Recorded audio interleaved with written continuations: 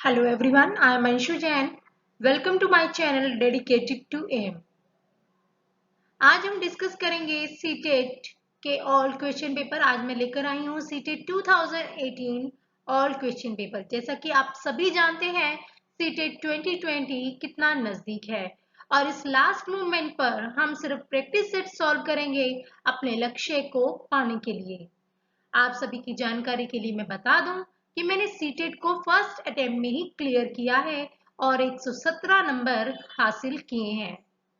मैं आपको अपनी वीडियोस के थ्रू बताऊंगी कि मैंने क्या क्या किया सीटेट को पास करने के लिए। सीटेट को फर्स्ट अटेम्प्ट में पास करने के लिए एक परफेक्ट टाइम टेबल और एक परफेक्ट स्ट्रेटेजी हम डिस्कस करेंगे। लेकिन आज हम सबसे पहले सीटेट का 2018 का ऑल क्वेश्चन पेपर सॉल्व करेंगे। तो चलिए शुरू करते हैं।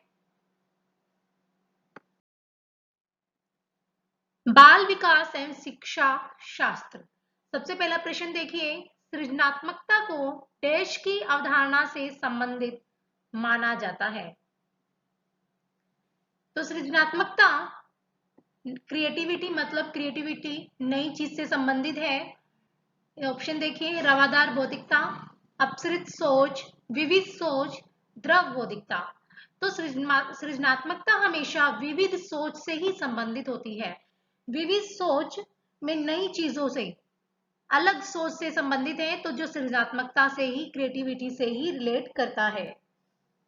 दूसरा प्रश्न देखिए, किसी भाषा के स्वीकृत ध्वनि संयोजकों को डैश के नियमों के अंतर्गत बताया जाता है। व्याकरणिक, वाक्यात्मक, विभक्ति विषयक, ध्वनि संबंधी।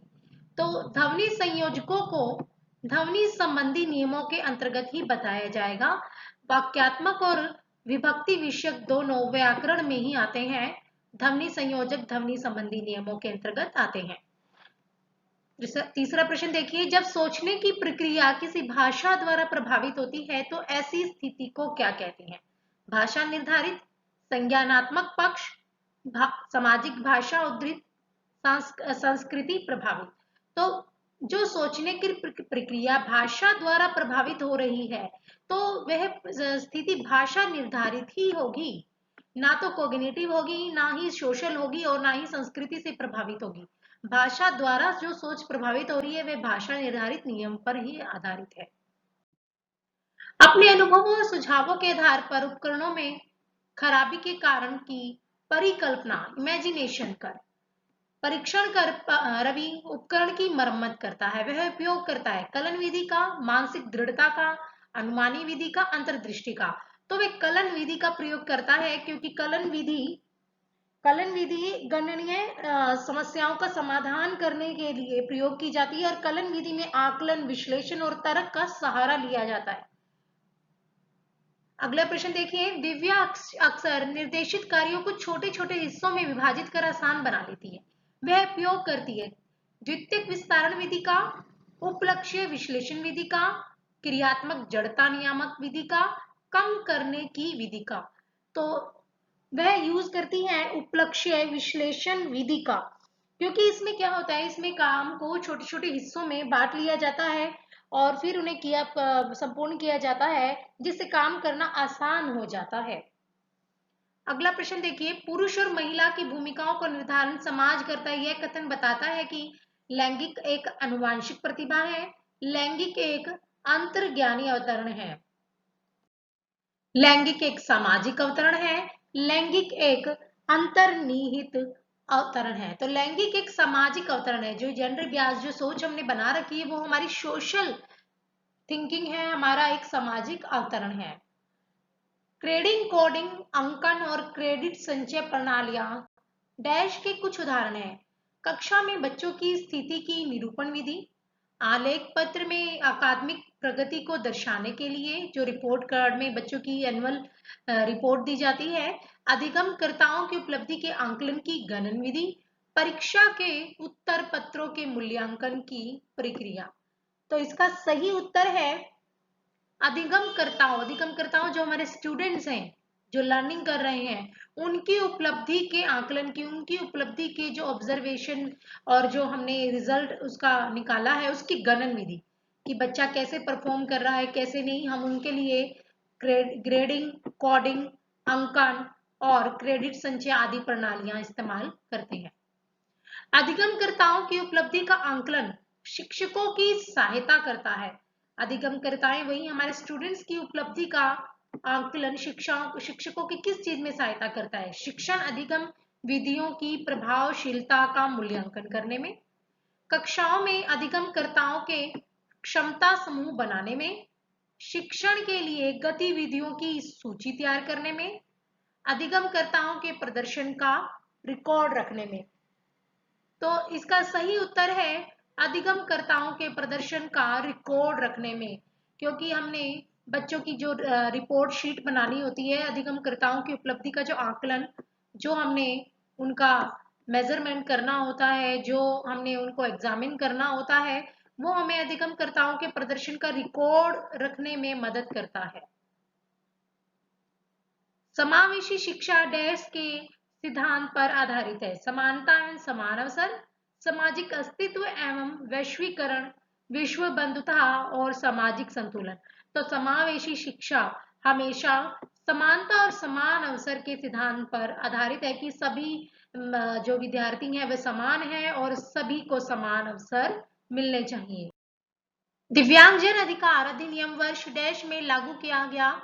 1995, 1999, 2016 और 1992। तो इसका सही उत्तर है 2016 में यह अधिकार अधिनियम लागू किया गया था। यह अधिनियम 1995 में जो समान अवसर और पूर्ण भागीदारी अधिकार संरक्षण अधिनियम आया था, उसके स्थान पर यह नियम लागू किया गया। इसमें जो विकलांग बच्चे हैं, जिन्हें दिव्यांग कहा जाता है, उनको संरक्षण प्रदान करने के लिए यह अधिनियम बनाया गया। अगला प्रश्न देखिए, व्यक्तिगत विविधताओं वाले बच्चों को पढ़ाने के लिए ऐसे विद्यालय होने चाहिए जहां शिक्षक विविध अधिगम आवश्यकताओं के अनुसार विभिन्न शिक्षण अधिगम प्रविधियों का प्रयोग करने में प्रशिक्षित हों।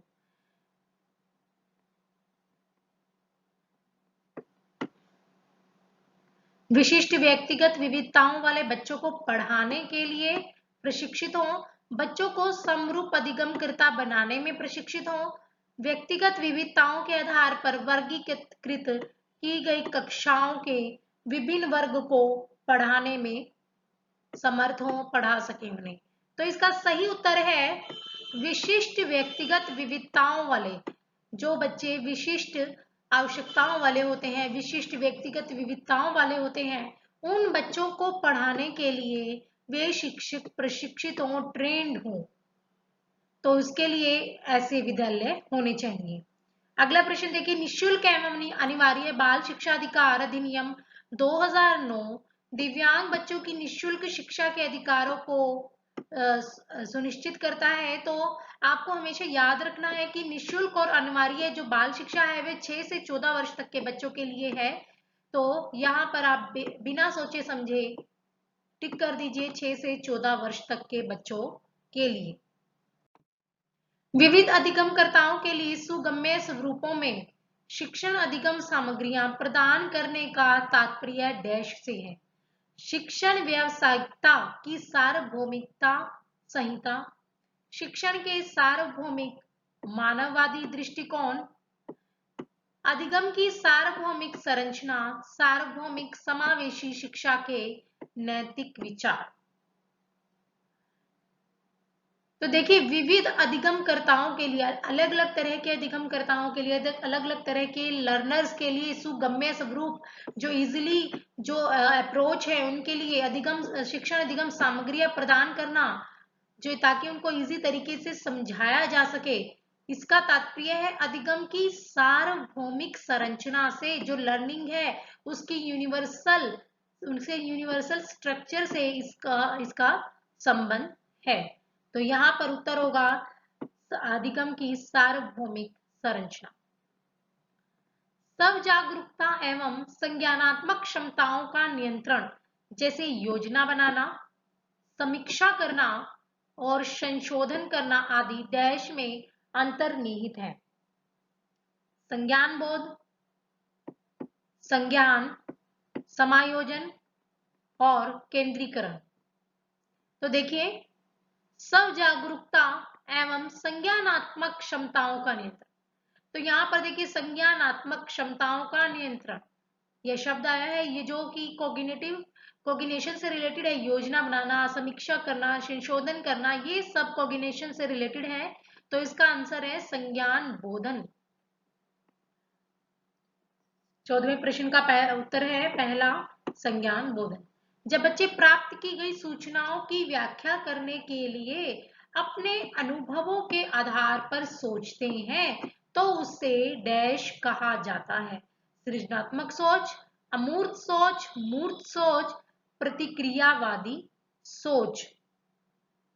तो जब बच्चे सूचनाओं की व्याख्या करने के लिए जो उनके अनुभव है उनके आधार पर सोचते हैं तो उसे सृजनात्मक सोच कहा जाता है, क्योंकि वे अपने अनुभव के आधार पर एक नई सोच बनाकर लेकर आएंगे उन सूचनाओं की व्याख्या करने के लिए। तो इसका उत्तर होगा सृजनात्मक सोच। अगला प्रश्न देखिए, अधिगमकर्ताओं को व्यक्तिगत क्षमता के आधार पर उनकी कठिनाइयों के विभिन्न स्तरों को ध्यान में रखते हुए पढ़ाने की विधि को डैश कहा जाता है। चयनित अनुदेशन, सटीक शिक्षण, त्रुटिहीन अनुदेशन, विभेदी अनुदेशन। तो देखिए अधिगमकर्ताओं को व्यक्तिगत क्षमता, उनका जो इंडिविजुअल पोटेंशियल है उसके आधार पर कठिनाइयों को, विभिन्न स्तरों को, जो उनकी डिफिकल्टीज है उनके लेवल को ध्यान में रखते हुए उनको पढ़ाने की विधि को विभेदी अनुदेशन कहा जाता है। विभेदी अनुदेशन एक विशिष्ट तरह की शैली है, एक अलग तरह की शैली है जिसमें हम छात्रों की क्षमताओं को ध्यान में रखकर पढ़ाते हैं। इसमें अधिगमकर्ताओं के अंदर लर्निंग के लिए जिज्ञासा, उनकी क्यूरियोसिटी को बढ़ाया जाता है। अगला प्रश्न देखिए, प्रतिपालन अधिगम का एक विशिष्ट चरण है जो अधिगम के डैश चरण का पूर्ववर्ती है। तो आपको पता होना चाहिए कि अधिगम 4 चरणों से, जो कोई बालक है वो अधिगम के 4 चरणों से होकर गुजरता है। सबसे पहला है अधिग्रहण, दूसरा है प्रवाह, तीसरा है प्रतिपालन और चौथा है सामान्यीकरण। तो यहाँ इस प्रश्न का उत्तर होगा सामान्यीकरण, क्योंकि तीसरा चरण प्रतिपालन है और चौथा सामान्यीकरण है। तो प्रतिपालन सामान्यीकरण चरण का पूर्ववर्ती है, उससे पहले आता है। जनजोग का यह मानना है कि संज्ञान और भाव स्वतंत्र होते हैं, अंतर संबंधित होते हैं, एकीकृत होते हैं या फिर अन्योन्य आश्रित होते हैं। तो जनजोग का मानना था कि संज्ञान और भाव, जो कोग्निशन और जो भाव हैं, जो फीलिंग्स हैं, वो दोनों स्वतंत्र होते हैं। वो ना तो एक दूसरे से रिलेट होते हैं, ना ही एक दूसरे से मिले हुए होते हैं, ना ही एक दूसरे के ऊपर डिपेंड होते हैं। ये दोनों अलग अलग तत्व हैं। अगला प्रश्न देखते हैं, पहले से सीखे हुए कार्यों में सुधार लाने के लिए बच्चों को प्रदर्शन देकर, शिक्षक बच्चों को प्रदर्शन देकर सिखा रहा है, वह शिक्षण की कौन सी विधि का प्रयोग कर रहा है? अवलोकन, संशोधन, प्रतिरूपण और अनुकरण। तो देखिए वो पहले से सीखे हुए कार्यों में सुधार ला रहा है। शिक्षक एक पहले जो उसने कार्य सीखा हुआ है बच्चों ने, उसमें सुधार लाने के लिए उनको प्रदर्शन देकर, उनको दिखाकर सिखा रहा है। तो दिखाकर सिखाना मतलब अवलोकन, बच्चे देखकर सीख रहे हैं, तो यह शिक्षण की अवलोकन विधि प्रयोग कर रहा है। अगला प्रश्न देखिए, मैनन और जेनिस के अनुसार निर्णय लेने वाले बच्चे समस्या का विश्लेषण करते हैं, विकल्पों की सूची बनाते हैं और इसके फायदे और नुकसान के प्रत्येक पहलू पर विचार करते हैं। उसका व्यवहार प्रस्तुत करता है सतर्क, निवर्तमान, निरंकुश या चौकस। तो इसका सही उत्तर है सतर्क, क्योंकि निर्णय लेने वाले बच्चे विश्लेषण कर रहे हैं, विकल्पों की सूची बना रहे हैं, इसके फायदे और नुकसान के प्रत्येक पहलू पर वो डिस्कशन कर रहे हैं, उनके विचार प्रस्तुत कर रहे हैं। तो ये बच्चों की सतर्कता को दिखाता है कि उसमें सतर्कता की, वे कितने सतर्क हैं वे बालक, उनमें सतर्कता की भावना कितनी प्रबल है, तो उनमें गलतियों की संभावना कम हो जाती है। तो इसका उत्तर है सतर्क। अगला प्रश्न देखिए, एक समस्या सुधारक बच्चा किसके विचार के आधार पर कथनों की सच्चाई और संभावना का मूल्यांकन करता है? सौंदर्य बोध के आधार पर, अमूर्त आधार विचार के आधार पर, तार्किक विचार के आधार पर या सृजनात्मक विचार के आधार पर? तो एक समस्या सुधारक बच्चा, एक समस्या को सुधारने वाला बच्चा, वह तार्किक विचार के आधार पर कथनों की सच्चाई और संभावना का मूल्यांकन करता है। तो ये बच्चा जो है अपने प्रभावी तरीके से इसका मानसिक विकास होता है, वह तर्क के आधार पर अपनी समस्याओं का समाधान करता है, उसका विश्लेषण करता है। 22वां प्रश्न देखिए, जिस दिए गए कार्य को करते समय बच्चे स्वयं आनंद लेते हुए अनुभव प्राप्त करते हैं, उसे क्या कहा जाता है? उपभोक्ता प्रकार का कार्य, निर्णयात्मक प्रकार का कार्य, समस्यात्मक प्रकार का कार्य या ड्रिल और अभ्यास का कार्य? तो इसका सही उत्तर है ड्रिल और अभ्यास का कार्य, क्योंकि इस तरह के बच्चों को करने में, इस तरह के काम करने में बच्चों को मजा आता है और वो मजा लेते हुए अपना एक्सपीरियंस गेन करते हैं। तो इसका सही उत्तर है ड्रिल और अभ्यास के कार्य। अगला प्रश्न देखिए, बहुसंवेदी शिक्षण अधिगम की प्रविधि में अधिगम संवर्धन हेतु दृश्य, श्रव्य, स्पर्श और संवेदनाओं का एक साथ प्रयोग किया जाता है। तो दृश्य हो गया, श्रव्य हो गया, स्पर्श हो गया, तो इसके साथ गति बोधक संवेदनाओं का एक साथ प्रयोग किया जाता है।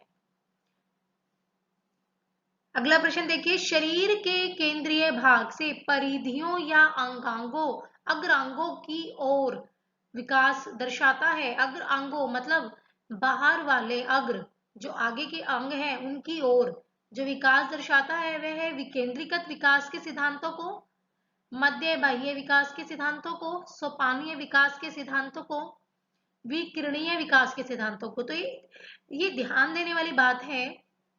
विकास से संबंधित एक प्रश्न अवश्य आएगा, चाहे वो सीटेट हो, एचटेट हो, यूपीटेट हो, रीट हो, कोई भी हो एग्जाम। विकास से संबंधित आपको एक या दो या तीन प्रश्न सब जगह आपको मिलेंगे। तो विकास के बारे में आपको जानना जरूरी है कि जो विकास है, जो विकेंद्रीकृत विकास है, विकेंद्रीकृत विकास शरीर के मध्य भाग से शुरू होकर बाहर के अंगों की तरफ जाता है।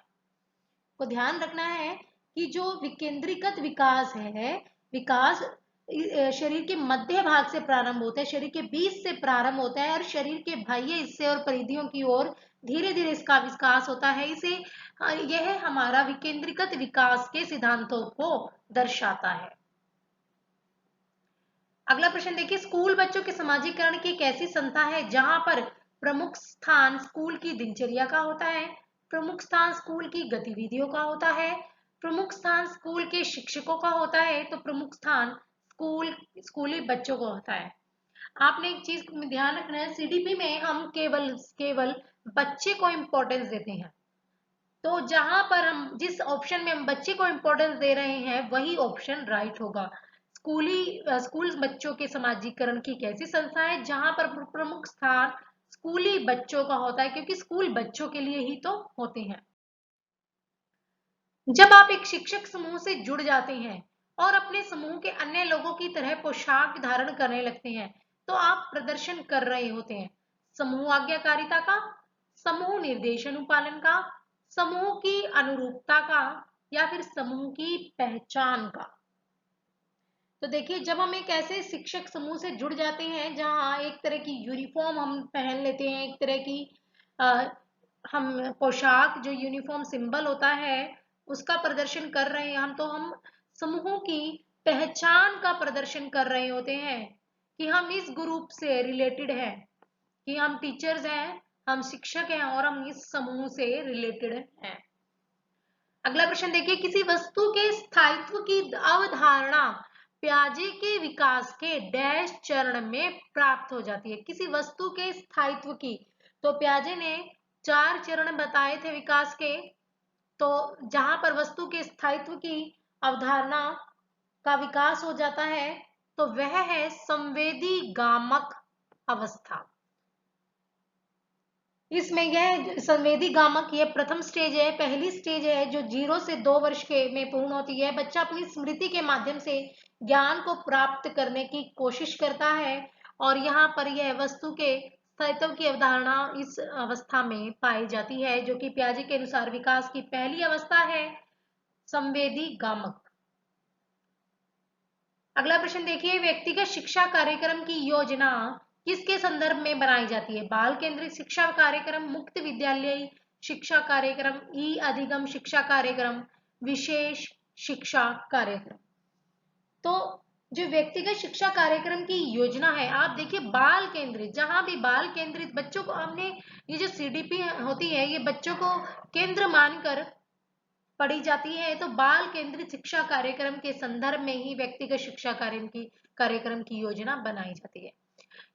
कितने महीने की आयु के बीच अधिकांश बच्चे शब्दों को मिलाकर छोटे छोटे वाक्य बोलने शुरू कर देते हैं? तो अलग अलग साइकोलॉजिस्ट ने अलग अलग स्टेजेस बताई हैं। तो एक आप लेकर चलिए, 18 से 24 महीने के बच्चे, जो 1.5 से 2 साल के बच्चे हैं, वे छोटे छोटे वाक्यों को बोलना शुरू कर देते हैं। अगला प्रश्न है, बुद्धि लब्धि या IQ की अवधारणा दी गई थी? तो बुद्धि, आप सभी को यह आंसर तो मालूम होना चाहिए कि बुद्धि लब्धि और IQ की अवधारणा किसने दी थी? बिने के द्वारा दी गई थी, स्टर्न के द्वारा दी गई थी, टर्मन के द्वारा, गल्टन के द्वारा। तो बहुत ही इंपॉर्टेंट क्वेश्चन है, बार बार सीटेट, एचटेट, यूपीटेट रीट में पूछा गया है ये क्वेश्चन, और इसका आंसर तो आपको पता ही होना चाहिए कि बुद्धि लब्धि IQ की अवधारणा बिने के द्वारा प्रतिपादित की गई थी।